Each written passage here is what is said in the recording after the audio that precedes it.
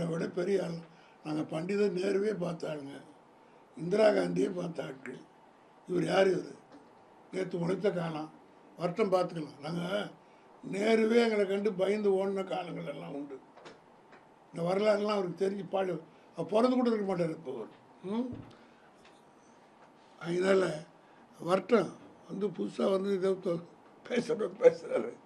வந்தோடனே 2-3 நாள் பேசுவாங்க, அப்புறம் அடங்கிடுவாங்க. டெல்லி சிறப்பு பிரதிநிதியாக வந்து ஜனநாயகத்தோட ப்ரொடியூசரை நியமிச்சிருக்காங்க. அதெல்லாம் முக்கியமான பதவி. அதெல்லாம் தலைவர் சொல்லிட்டாங்க. சும்மா இந்த கவர்மெண்ட்டில் எது கரெக்டாக நடக்குதுன்னு அது தப்பாக எல்லாமே தப்பாக நடக்குது.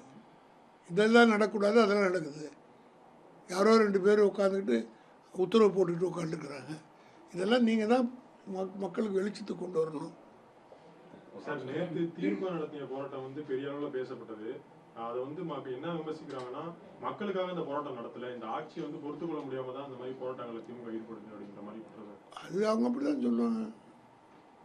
இப்போ அவர் இன்னைக்கு அவர் யாருன்றது எல்லா பேரும் தெரிஞ்சு போச்சு.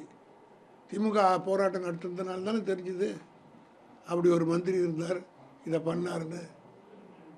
அவங்க கட்சிக்குள்ளேயே வந்து மாத்திரதான் இருக்கிறாங்கன்னு சொல்லிடலாம் செய்திகள். நீங்கள் தானே வருது செய்தி.